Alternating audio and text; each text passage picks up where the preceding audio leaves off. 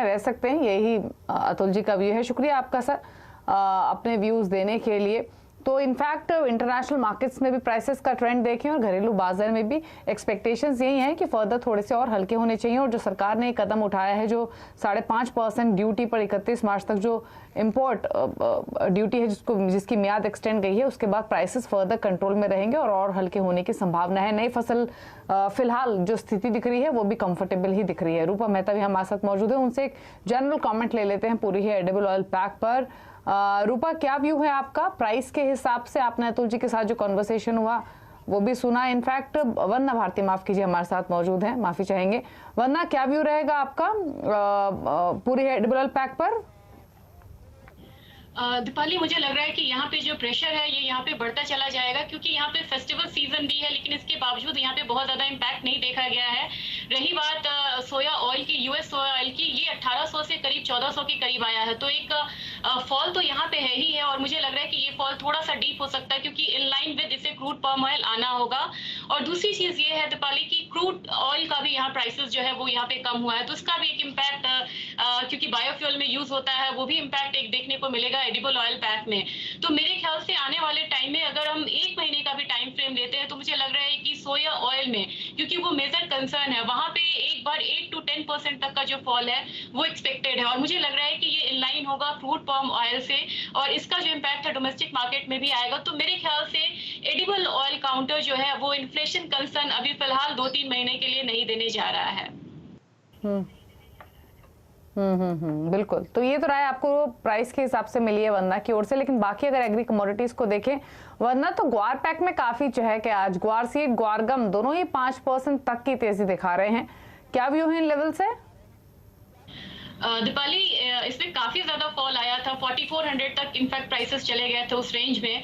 और क्योंकि यहाँ पे डबल होने की प्रोडक्शन की बात हो रही है, तो उसका भी एक बेयरिश इम्पैक्ट था। लेकिन अब यहाँ पे राजस्थान में हो या गुजरात हो, एक ड्राई स्पेल की है, क्योंकि अभी आने वाला जो हफ्ता है वो थोड़ा गर्म हो सकता है, तो क्रॉप पे इस पे इम्पैक्ट आने की बात हो रही है। हालांकि ये जल्दबाजी होगा कहना कि इस पे कोई सीवियर इम्पैक्ट आएगा, लेकिन इसका एक फायदा जो है वो फ्यूचर्स में यहाँ पे मिल रहा है। इनफैक्ट मंडी से भी खबर आ रही है कि प्राइसेस यहाँ से एक लिवाली जो है वो अच्छी बनी है। तो मेरे ख्याल से 4900 4950 इस लेवल को टारगेट करके यहाँ पे चलना चाहिए। मुझे लग रहा है कि ग्वार सीड में बाइंग जो है थोड़ी सी यहाँ पे कंटिन्यू रहनी चाहिए।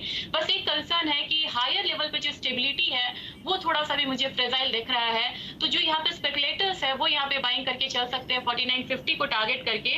अगर मैं ग्वार सीड की बात करूं, मुझे लग रहा है कि ये भी इजिली यहाँ पे 9400 के करीब आया है, इससे भी 9800 तक का जो प्राइस है वो आता हुआ हमें यहाँ पे दिख सकता है।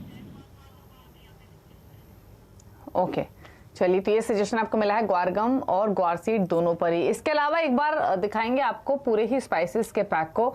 हमने जीरे में रिकॉर्ड हाइज आते हुए देखे, उसके बाद ये थोड़ा सुस्ता रहा है, लेकिन रौनक दिखेगी आपको धनिये में जो आज 3.5% ऊपर है, और टर्मरिक भी 1% के आसपास की बढ़त दिखा रहे हैं। तो पहले तो धनिये में बताइए, ये जो 11700 के ऊपर ट्रेड कर रहा है 3.25% की मजबूती के साथ, क्या करना चाहिए अब इस अपमूव के बाद? वरना दीपाली, मुझे लग रहा है ट्रेंड के साथ जाना चाहिए, क्योंकि हमें ये पता है कि अगर कोरिएंडर की बात है तो हम इंपोर्ट पे यहाँ पे फिलहाल डिपेंड करते हैं, और इंपोर्ट पे अभी जो थोड़ा सा क्वांटिटी है वो यहाँ पे कम हुआ है, और फेस्टिवल सीजन ऑलरेडी ऑन है यहाँ पे। तो मेरे ख्याल से इस कमोडिटी में सप्लाई साइड थोड़ा कंसर्न रखता है। 13,000 से ऊपर ये कमोडिटी ट्रेड करती थी, प्रॉफिट बुकिंग होते होते हम लोगों ने 11,200-300 का भाव देखा। मुझे लग रहा है कि एक अपसाइड जो है वो आना यहाँ पे फिलहाल शुरू होगा, और 12,100 तक प्राइसेस आएंगे। तो फिलहाल 11,700 का लेवल है, मुझे लग रहा है 300 से 400 तक का जो अपसाइड है वो हम यहाँ पे आता हुआ देख सकते हैं। तो एक क्विक यहाँ पे एक अपसाइड बाइंग बनेगी। थोड़ा सा अगर लेवल नीचे आता है 11,650 का अगर रेंज मिलता है तो यहाँ पे बाइंग करनी चाहिए। 12,000 से 12,100 तक का टारगेट होगा। स्टॉप लॉस यहाँ पे हम 11,450 का लगा के चल सकते हैं। ओके, तो खरीदारी की अपॉर्चुनिटी देखिए कोरिएंडर में अब 4% ऊपर भाव आ चुके हैं। इसके अलावा कुछ ट्रेड्स ऐसे देख लेते हैं जहां पर प्रेशर आपको दिखाई देगा आज के सेशन में ही।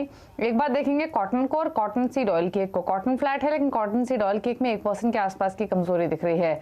Cotton in fact most stocked commodity रही है रीसेंट टाइम्स की। बदवंदा, क्या व्यू है इन लेवल से कॉटन और कॉटन सीड ऑयल केक दोनों में? यहाँ पे स्लाइट अराइवल्स जो है वो शुरू यहाँ पे हो चुके हैं, चाहे वो गुजरात हो या थोड़ा सा पार्ट हरियाणा का यहाँ पे दीपाली, तो थोड़ी सी राहत की बात है क्योंकि बार बार ये हो रहा था कि ये काउंटर हीट अप हो गया। एक तो अगस्त कॉन्ट्रैक्ट के जाने से जो लेवल्स है वो बिल्कुल 10,000 नीचे आ गया, 38,000, तो ये कंसर्न वाला बहुत बड़ा मामला नहीं है। और जैसे जैसे अराइवल्स आने शुरू होंगे वहां पे एक प्रेशर जो है वो दिखता जाएगा। तो इस काउंटर में मुझे लग रहा है कि एक बार प्राइसेस नीचे की तरफ 36,000 तक इनफैक्ट जा सकते, जो कि अभी 38,000 तक है। और दूसरी चीज ये है दीपाली की अभी भी जो गिनर्स हैं वो यहाँ पे ले नहीं रहे हैं, मिलर्स भी अभी यहाँ पे बहुत ज्यादा एग्रेसिवली ले नहीं रहे, क्योंकि वो भी एंटिसिपेट कर रहे हैं कि करेक्शन आएगा फिर वो लेंगे। तो मेरे ख्याल से 2000 पॉइंट तक का जो करेक्शन है वो मुझे यहाँ पे कॉटन में एक्सपेक्टेड है। लेकिन कॉटन ऑयल सीड केक में हम लोगों ने काफी फॉल आता हुआ देखा है यहाँ पे अच्छा खासा, तो मेरे ख्याल से प्राइसेस जो है इसमें थोड़ा सा रेंज बाउंड रह सकता है।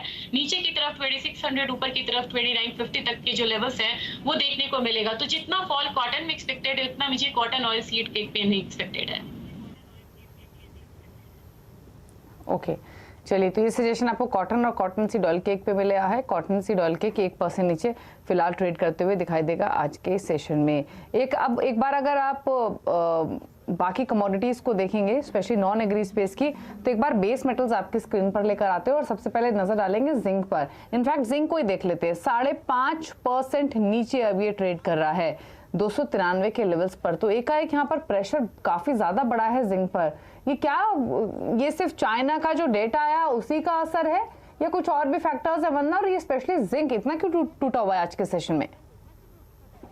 जी दीपाली, चाइना मेजर फैक्टर यहाँ पे बनता जा रहा है क्योंकि यहाँ पे जो मैन्युफैक्चरिंग पीएमआई है वो 49.5 आया है, जो कि 50 से नीचे आते ही हम उसे बिल्कुल वीकर टेरिटरी में मानने लगते हैं। और लगातार यहाँ पे देखा जाए तो जुलाई और अगस्त दोनों डेटा यहाँ पे वीक आ रहा है चाइना का, तो लग रहा है कि लॉन्ग रिसेशन में भी ये जा सकता है। और सबसे बड़ी बात दीपाली ये है कि इतने स्टिमुलस यहाँ पे दिए गए हैं, जो लेंडिंग रेट्स है, प्राइम लेंडिंग रेट्स है, उसको भी कम किया गया है। इसके बावजूद तो जो वहाँ पे मतलब बायर्स है या जो कह सकते टेकर्स है वो बहुत ज्यादा एग्रेसिवली यहाँ पे बाहर की तरफ नहीं आ रहे हैं, वो अपना इंटरेस्ट नहीं दिखा रहे हैं। तो कहीं ना कहीं इनका जो कहते हैं जो रियल एस्टेट सेक्टर है वो मेजर कंसर्न है। और दूसरी बात दीपाली ये है कि लगातार चाइना में इंपोर्ट कम हो रहा है और एक्सपोर्ट ज्यादा हो रहे हैं, यानी कि जो डोमेस्टिक इकोनॉमी है वहां पे डिमांड यहाँ पे नहीं है। तो मेरे ख्याल से ये एक बहुत बड़ा रीजन है जो कि यहाँ पे बेस मेटल में फॉल ला रहा है। और साथ में यहाँ पे जो सितंबर में इंटरेस्ट रेट हाइक होने की बात हो रही है 75 बेसिस पॉइंट, और 70% चांसेस है कि 75 बेसिस पॉइंट होगा। ये भी एक कह सकते हैं कि बेयरिश फैक्टर है कमोडिटी काउंटर के लिए, जिसकी वजह से यहाँ पे बेस मेटल में हम लोगों ने फॉल आता हुआ देखा है। तो मेरे ख्याल से मुझे लग रहा है कि जिंक को सेल करके चलना चाहिए। 290 तक मुझे लग रहा है कि प्राइसेस इनफैक्ट नीचे की तरफ आ सकते हैं, जो भी बाउंस मिलता है इनफैक्ट 297 के करीब ये कमोडिटी आती है, फिर से यहाँ पे सेलिंग करना चाहिए। फर्स्ट टारगेट 293 का होगा, जो सेकंड टारगेट होगा वो 290 का होगा, और जो स्टॉप लॉस है करीब यहाँ पे 300 का लगा के चलना होगा। और अगर डॉलर इंडेक्स में ज्यादा अपसाइड आता है, यानी कि ये 109.5 की तरफ जाता है, तो ये जो फॉल है थोड़ा सा और डीप हो सकता है। ठीक है, थोड़ा भी ऊपर आए तो बेच के चले, जिंक में प्रेशर और एक्सटेंड हो सकता है। और देखिए 5.5% टूटा हुआ। एक बार बाकी बेस मेटल्स को भी देख लेते हैं। एल्यूमिनियम 1.5% नीचे है, कॉपर में 1.5% कमजोरी है, लेड 0.5% नीचे कारोबार कर रहा है। तो सभी बेस मेटल्स फिसले हुए हैं, लेकिन सबसे ज्यादा प्रेशर जिंक में दिखाई दे रहा है, जो कि 5.5% नीचे फिलहाल कर रहा है ट्रेड। कॉपर एल्यूमिनियम भी दबाव में है। रुक रहे हैं, इसी के साथ एक ब्रेक ले, लौटेंगे तो सोने चांदी पर, साथ ही एनर्जी पैक पर लेंगे वंदना की राय। जल्द वापस आते हैं।